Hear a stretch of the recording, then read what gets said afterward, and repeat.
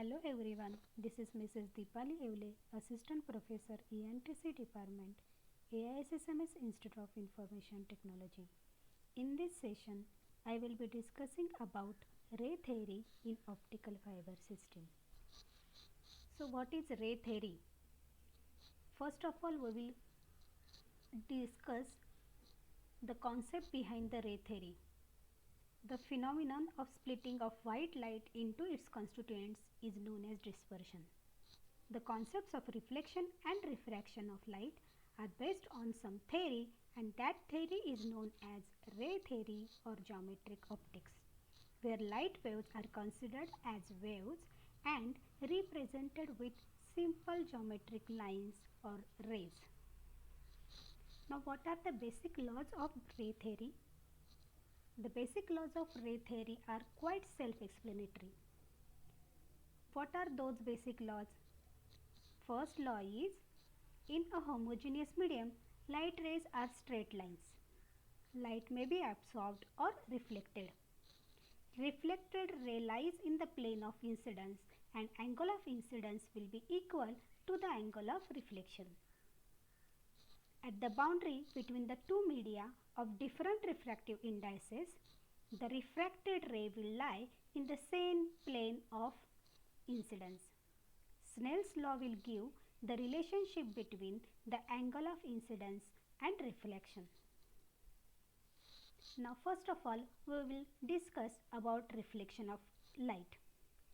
The law of reflection states that the angle of incidence must be equal to the angle of reflection. Reflection depends on the type of surface on which light is incident. Now here you can see, to happen reflection, even though the light is incident in the glass media making an angle theta 1, there will be reflection if the reflection angle is also theta 1.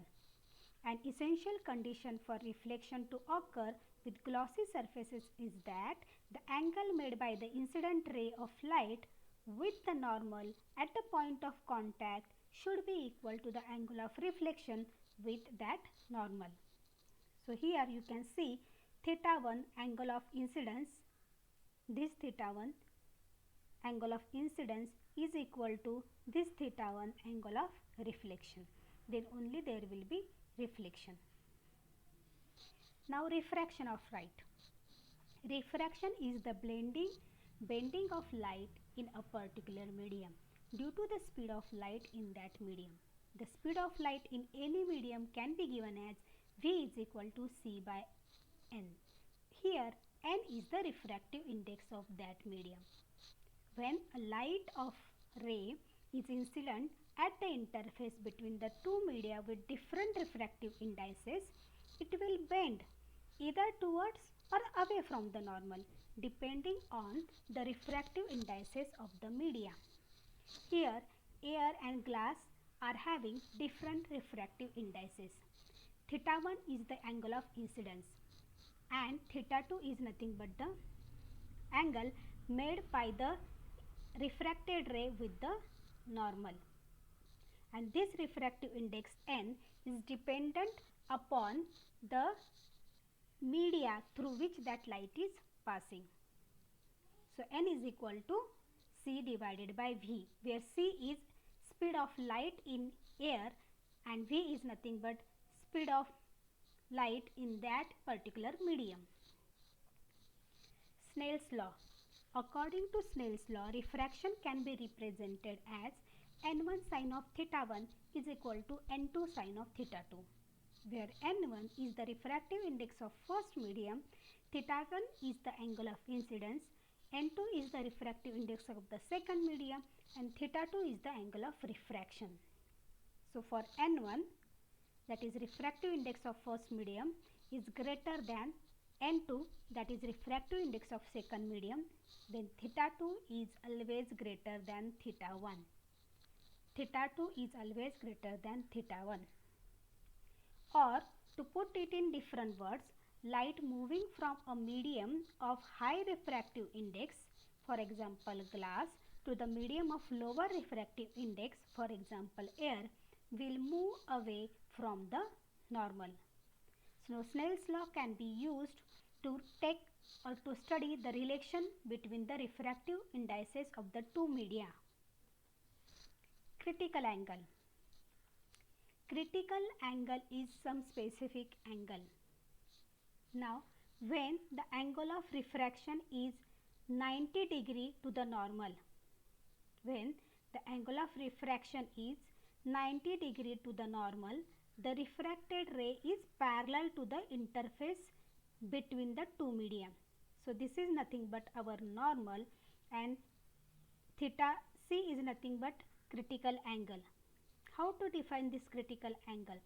This is your normal, this is your incident ray, and refracted ray is normal to this normal.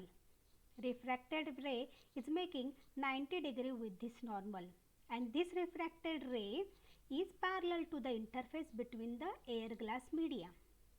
In this case, the incidence angle is called as the critical angle. You can calculate the critical angle by using the formula theta c is equal to sine inverse of n2 by n1, where n2 is refractive index of glass and n1 is refractive index of air. It is important to know about this property because reflection is also possible even if the surfaces are not reflective. The next important point about the fiber optic communication system is total internal reflection.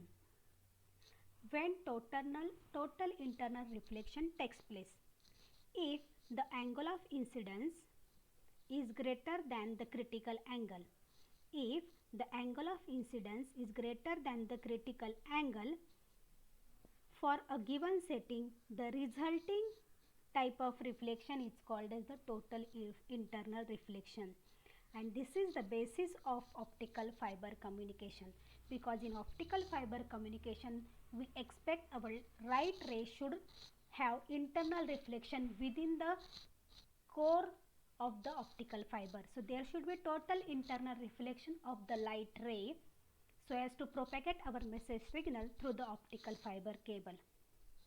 So here you can see theta c indicates critical angle. Theta 1 indicates angle of incidence, and when theta 1 is the angle of incidence, when angle of incidence theta 1 is less than the critical angle, there will be reflection. But when your angle of incidence, the blue line indicates your angle of incidence is greater than critical angle, in that case you will have total internal reflection. In that case you will have total internal reflection. The two conditions necessary for total internal reflection to occur are: the refractive index of first medium must be greater than the refractive index of the second one. The angle of incidence must be greater than or equal to the critical angle. Then there will be total internal reflection. So the two conditions necessary for total internal reflections are very important point. The refractive index of the first medium must be greater than the refractive index of the second one. So glass is the first medium where your actual incidence angle is present. So their refractive index of glass is greater than the refractive index of the air. So first condition for total internal reflection is the refractive index of the first medium must be greater than the refractive index of the second one. And the second important condition is the angle of incidence must be greater than or equal to critical angle. So blue line indicates our angle of incidence is greater than theta c, represented by red line. So here total internal reflection will take place. Acceptance angle.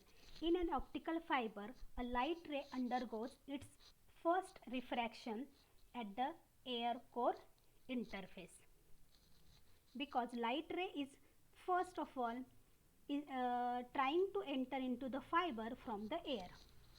So a light ray undergoes its first refraction at the air core interface. The angle at which this refraction occurs is very crucial, because this is particular angle and that will dictate whether the subsequent internal reflections will follow the principle of total internal reflection, and this angle at which the light ray first encounters the core of the optical fiber is called the acceptance angle. So this theta A angle is present at the air core interface. This is very crucial angle called as the acceptance angle, because this acceptance angle will decide will further be there total internal reflection or not. Now theta c is nothing but the orientation of the refracted ray at the input of the optical fiber, and this theta c depends on theta a. The acceptance angle theta a can be calculated with the formula theta a is equal to sine inverse of n1 by na sine of pi by 2 minus theta c, where n1 is refractive index of core, na refractive index of air, theta c critical angle. So angle of incidence depends upon the refractive index of core and the critical angle. Numerical aperture, this is very important concept in optical fiber system. Numerical aperture is a characteristic of any optical system. Optical system, photodetector, optical fiber, lenses are all optical systems. Numerical aperture is the ability of the optical system to collect all of the light incident on it in one area. Now here, while defining numerical aperture, we will be considering the acceptance angle. The blue cone is known as the cone of acceptance or acceptance cone. As you can see, it is dependent on the acceptance angle. So in this diagram, this one is nothing but the acceptance angle, and twice of acceptance angle is nothing but acceptance cone. Light waves within the acceptance cone can be collected in a small area, which can then be sent into the optical fiber. So the numerical aperture of an optical fiber can be calculated with the formula given by Na is equal to n0 sine of theta a, or Na is equal to under root n1 square minus n2 square. So numerical aperture is basically the ability of the optical system to collect the light ray, and the formula for numerical aperture depends upon the acceptance angle, or it is dependent on the refractive indices of the core and the cladding. Now I would like to share with you one small video indicating or explaining total internal reflection. So here you can see total internal reflection inside the glass.